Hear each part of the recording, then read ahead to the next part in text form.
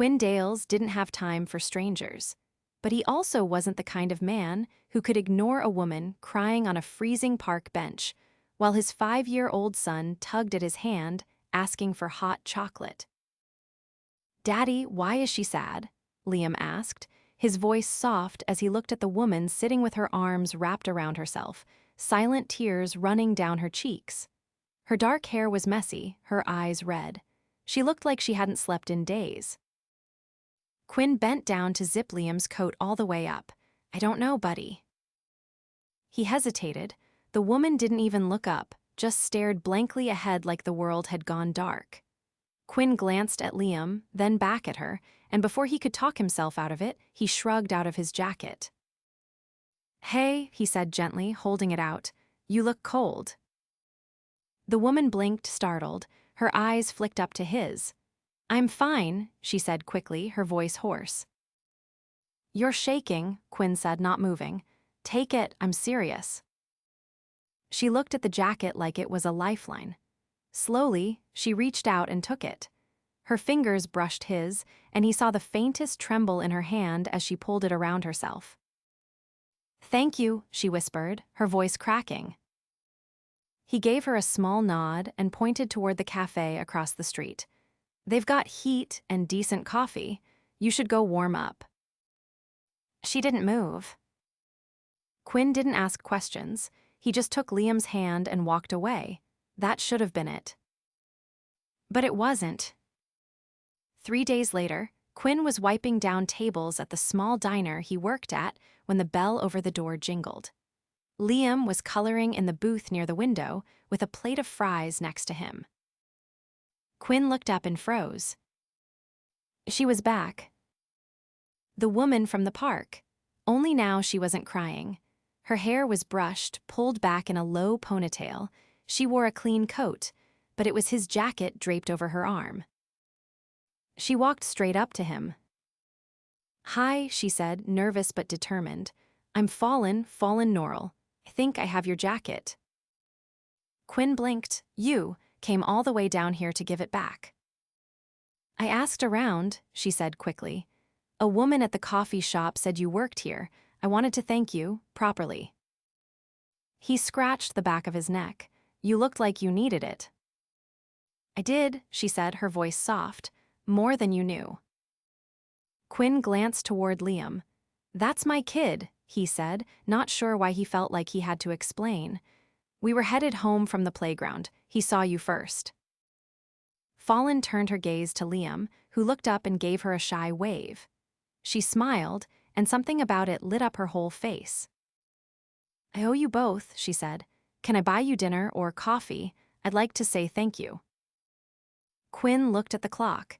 He had an hour before his shift ended. "You don't have to," he said, but something about the way she stood there like she needed to do this made him nod. "All right, but only if you sit with us." Fallon sat across from him and Liam an hour later, sipping black coffee like it was saving her soul. She told him she'd just moved to the city, had no family nearby, and had a really bad day when they met. She didn't say what happened, but Quinn didn't push. He told her about Liam, how his mom left when he was 2, how it was just the two of them now. How he worked double shifts and still couldn't afford much past rent and groceries.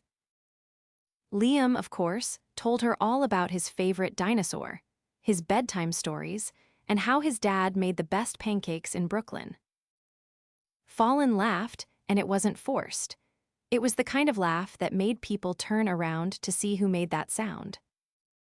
That night, she walked them to their bus stop and handed him a small folded piece of paper before she left. "My number," she said, "if you ever need anything." He didn't call for 4 days. But on the 5th, when Liam came down with a fever and Quinn had to skip a shift to stay home, he found himself staring at the paper. He didn't ask for help, he just called to say thanks again. And she showed up 30 minutes later with homemade soup, a thermometer, and children's Tylenol. "Your kid's got a strong cough," she said, kneeling next to Liam as he sniffled. "Good thing I was raised by a nurse." Quinn looked at her in disbelief. You didn't have to come. I wanted to, she said simply. That's how it started. Fallon didn't just come back into his life, she stayed. She started showing up, dropping by with groceries, helping Liam with his alphabet, talking with Quinn at the kitchen table until midnight. One night, after Liam had gone to bed, she looked at him and said, "You saved me that day, you know." He raised an eyebrow. "I gave you a jacket." "No," she said, "you saw me and you didn't look away." His chest tightened. He didn't say anything, just reached across the table and took her hand. Neither of them let go. The first time Fallon cooked dinner in Quinn's apartment, it was because the power had gone out in her building, and she'd shown up at his door holding a bag of groceries and a flashlight. "I was halfway through prepping lasagna when everything went black," she said, stepping inside. "Your place is on a different grid. I remembered that from the last storm." Quinn raised an eyebrow. "You memorized my power grid." "I memorized your address," she replied. "The rest was just observation." Liam, already in his pajamas, peeked out from behind the couch. "Is there garlic bread?" "Obviously," Fallon said, holding up a foil-wrapped package like it was sacred treasure. That night, the three of them ate at the small kitchen table by candlelight, the flickering flames casting golden shadows on the walls. Fallon stood by the stove like she'd always belonged there, barefoot, hair tied up, laughing at something Liam said about space robots and meatballs. Quinn leaned against the counter, a dish towel in his hands, watching her. There was something about how she moved intentional, thoughtful, like she carried a weight she wasn't ready to name. He didn't ask. He just noticed.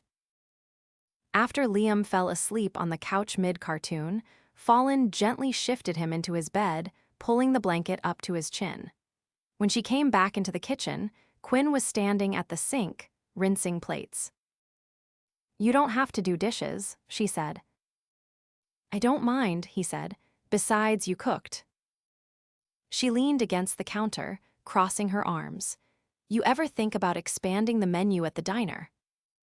He glanced at her. "Why?" "You're good with food," she said. "You've got instincts." He shook his head, smiling faintly. "Serve pancakes and burgers until my feet go numb. That's about it." "There's more in you than that," Fallon said, her voice quiet. He turned to look at her fully. "You say that like you know me." "I'm starting to," she said. "You don't talk about yourself much." "Maybe there's not much to say." Fallon stepped closer. "That's a lie."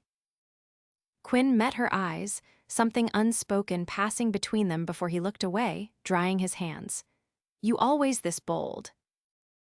"Only when I know someone's hiding something they shouldn't be ashamed of."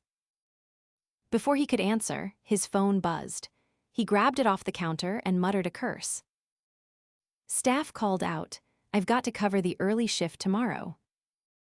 Fallon nodded. "I'll head out then." "I can walk you." "No need," she said. "I've got a car now." Quinn blinked. "Since when?" "Since I sold a few things and stopped pretending I'd be able to live here without wheels," she said. "I'm not great at asking for help either." He watched her pull on her coat. "You make this city feel lighter." She paused, her hand on the doorknob. "That's the nicest thing anyone's said to me in years." He stepped toward her, close enough to see the fine gold ring on her finger worn on her right hand, not her left. "You ever gonna tell me what happened before the park?" he asked. Fallon took a breath. "Not yet." He nodded. "All right." The next morning, she was gone.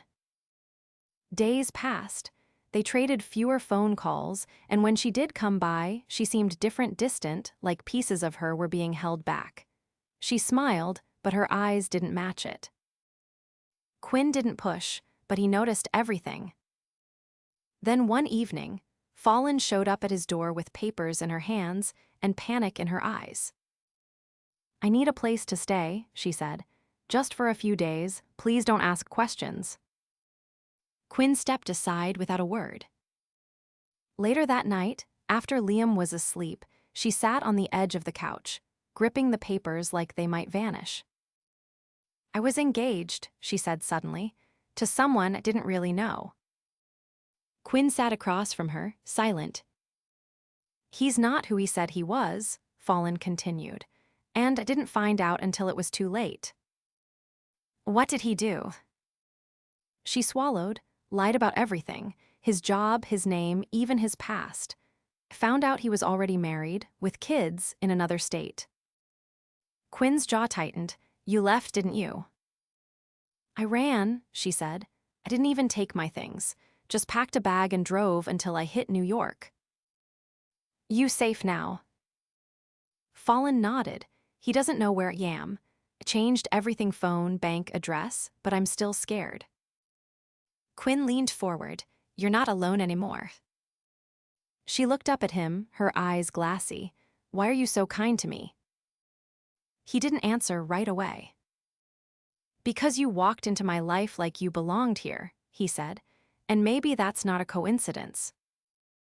Fallon's lips parted like she wanted to say something, but she didn't. She just reached for his hand. He took it. When the first paycheck from her new job came in waitressing at a cafe on the Upper West Side, she used it to buy Liam a pair of boots for winter. Quinn found the box on the doorstep with a note that only said, "For the kid who taught me how to smile again." He didn't mention it, but that night, he invited her to stay for dinner without asking when she planned to leave. She never gave him an answer. And he didn't need one. Fallon stood in the hallway outside the apartment, her coat still on, her fingers nervously twisting the strap of her purse. Quinn had just come home from a night shift, Liam was asleep in his bedroom, and the silence between them was thick with things left unsaid. She hadn't slept much, not in days. The past week had unraveled faster than she'd expected. Her ex had found her new number somehow, and it was only a matter of time before he found more. She'd filed the restraining order that morning, but the fear still clung to her like smoke. Quinn leaned against the doorframe, watching her carefully. You're not safe out there, he said. You know that. I'm handling it, Fallon said, her voice tight. You don't have to do it alone, he said. You're not some burden I'm trying to shake. She dropped her gaze. It's not about being a burden. I don't want to bring danger into your life, or Liam's. Quinn let out a low breath. You think I haven't thought about that? Fallon looked up. I have, he said, every night since you told me, but I'd rather face it together than wonder if you're out there falling apart by yourself. She stepped into the apartment slowly, like her body was finally catching up with her heart. The second the door closed behind her, Quinn reached out and pulled her into his arms. She didn't cry. She just stood there, holding on to him like she was afraid to let go. Later, they sat on the couch, the glow from the kitchen overhead light casting soft shadows across the room. Fallon had taken off her coat, but still hadn't kicked off her boots. Her posture was rigid, like she was bracing for something. Quinn sat beside her, his hand resting gently on her knee. I've been thinking, he said, about the diner. Fallon turned toward him, eyebrows raised. I'm not just going to keep dragging myself through shifts forever, he said. I've got a plan. It's not much yet, but it's something. She leaned forward. What kind of plan? I've been talking to a guy I know who used to run a food truck. He's selling it, cheap because it needs repairs. I figured if I could get it up and running, I could start small, build something that's mine. Fallon stared at him, her expression softening. You never told me you wanted to do that. I didn't think I could, Quinn said, but you've got this way of making people believe in things they haven't said out loud yet. She smiled faintly. You should do it. I'm saving, he said, slowly, but if things keep going the way they are, maybe by spring. Fallon reached into her bag and pulled out an envelope. He frowned. What's that? She handed it to him.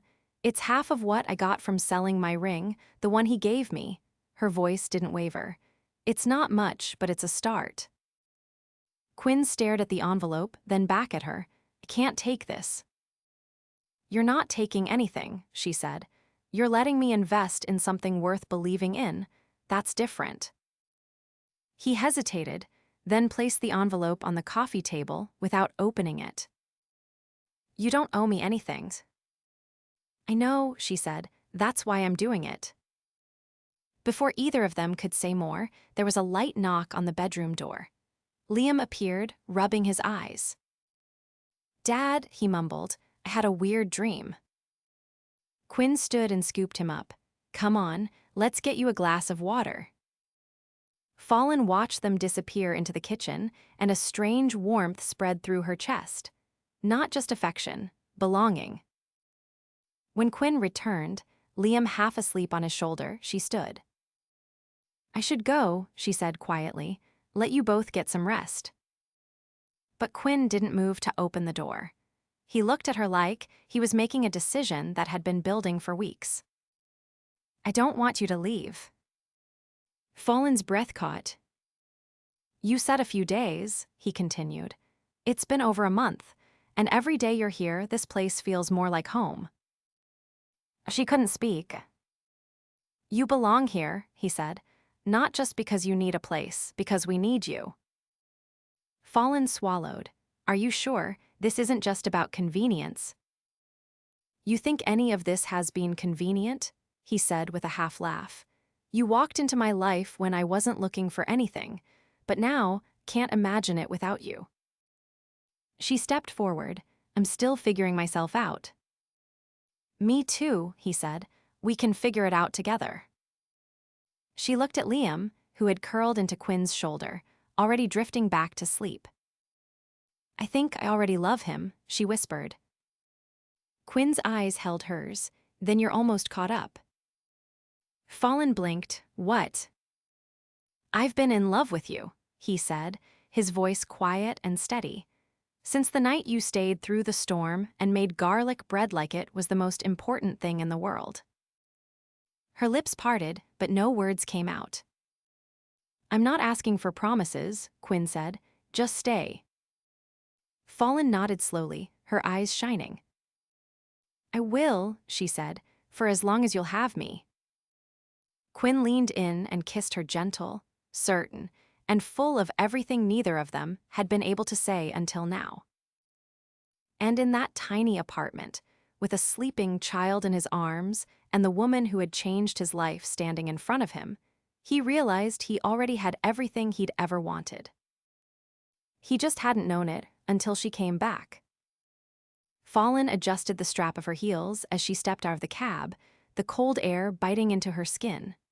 The city buzzed around her, neon lights flickering against the sidewalk puddles left by an early evening rain.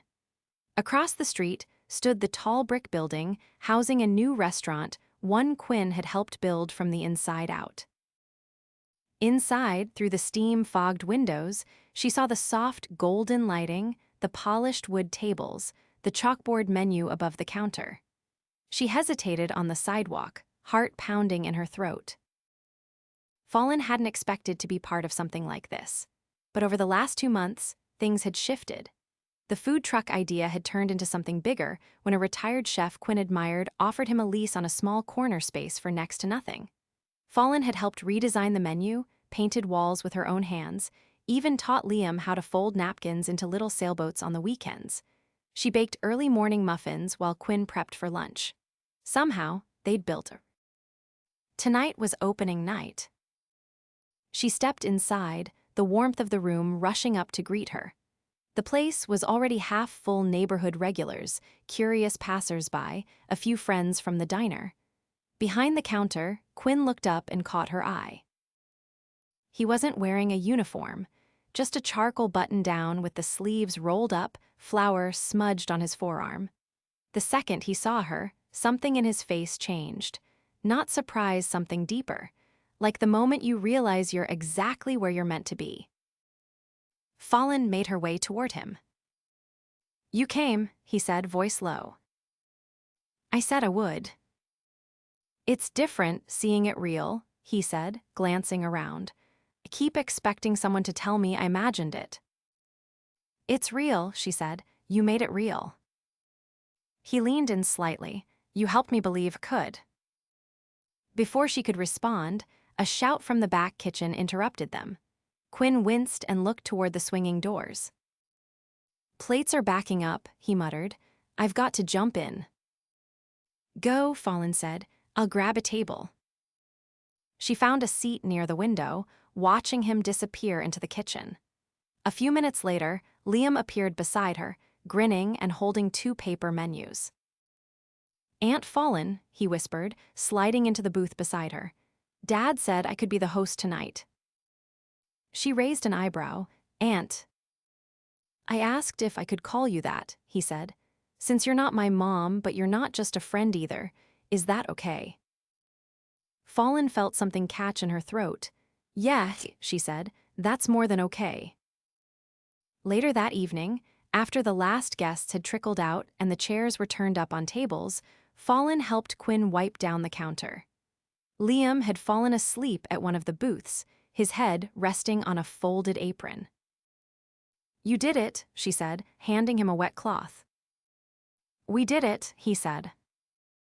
He looked exhausted, dark circles under his eyes, hair damp with sweat, but he was smiling. Not the polite kind. The rare kind that only shows up when you've fought for something and finally gotten your hands around it. Fallon leaned against the counter. So what now? Quinn looked at her for a long moment. I've been thinking about something, he said slowly. I wasn't sure if I should say anything, but I don't want to wait anymore. Fallon's heart kicked up. Say it. I want you to move in, he said, permanently. She blinked. You mean? I mean, I want you here, not just staying over. I want to build something with you, not just this place, he gestured around the room, but a future. Fallon stared at him. You're serious? I've never been more sure of anything. And I know we haven't done things the usual way, but nothing about us has ever been usual. She stepped closer. I don't have much to bring. You brought yourself, he said. That's everything. She looked past him at Liam, who was curled up in a booth, sleeping with his face smushed into a napkin dispenser. Then she looked back at Quinn. I have something for you, she said suddenly, reaching into her bag. She handed him a folded envelope. Inside was a menu sketch hand drawn in Fallon's messy handwriting. At the top, Liam's Sunday brunch specials.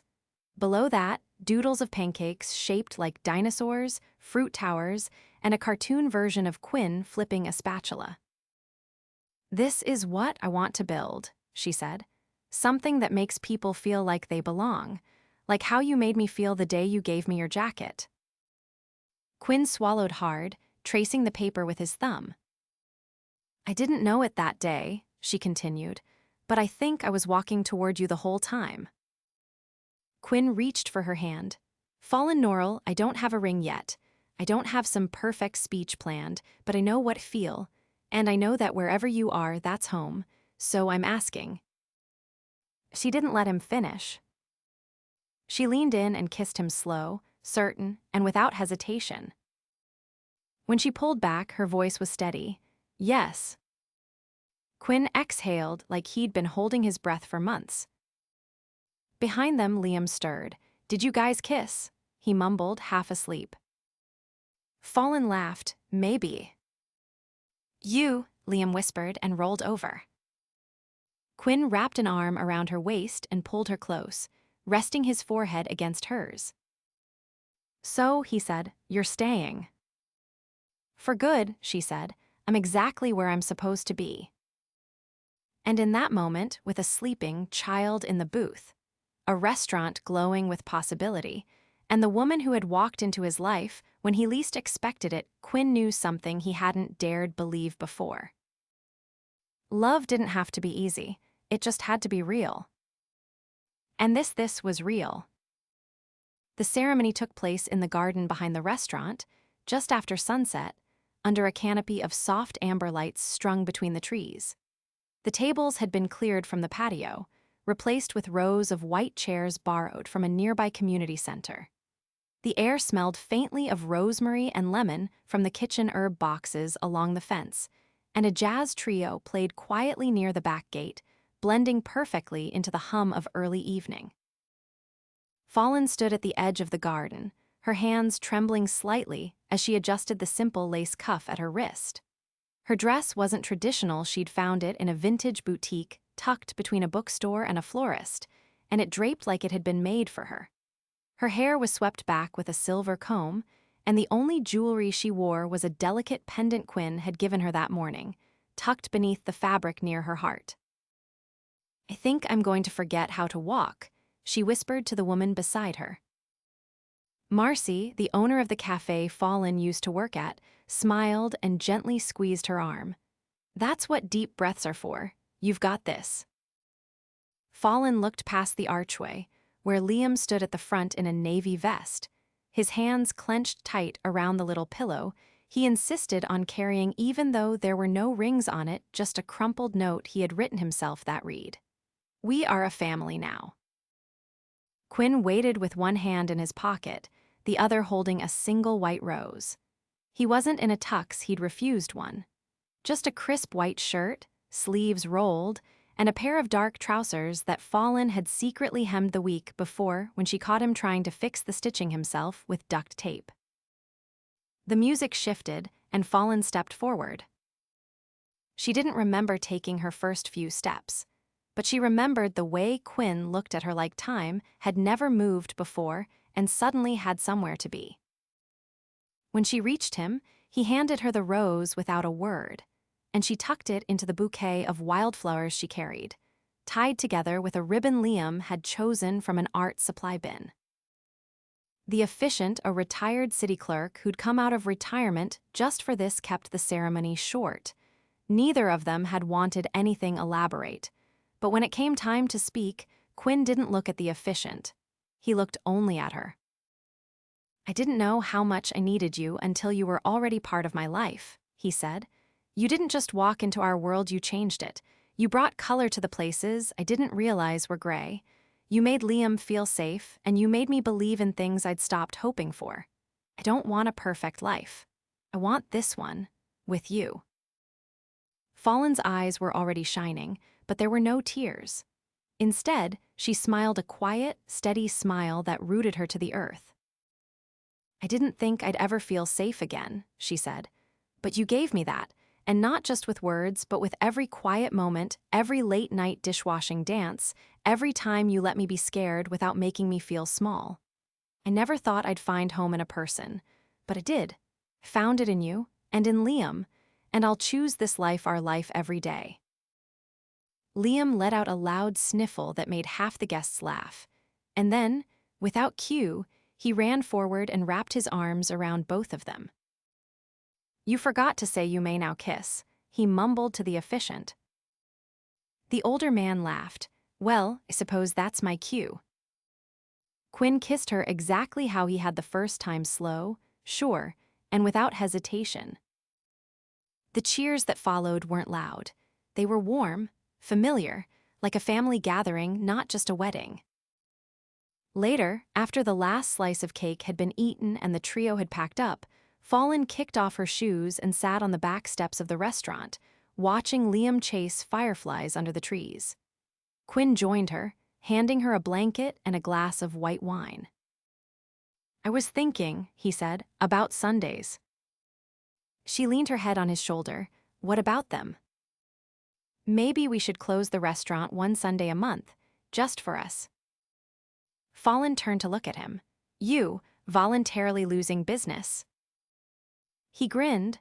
"I'm voluntarily choosing to spend time with my wife. That's different." She laughed, curling deeper into his side. "I like the sound of that." They stayed like that, the quiet buzzing of the city in the distance, Liam's giggles echoing across the garden. Eventually, Quinn stood and reached for her hand. "Come on, let's take him home." She let him lead her, fingers laced with his, heart full in a way she never thought possible. Their apartment was still the same small place above the cafe where Fallon had first cooked garlic bread during a blackout. But now, it felt like a castle. There was a framed menu on the wall from their opening night, a photo of the three of them taken in front of their first food truck, and a calendar on the fridge where Liam had written "Our Family Day" every third Sunday. No secrets, no running, no hiding. Just love.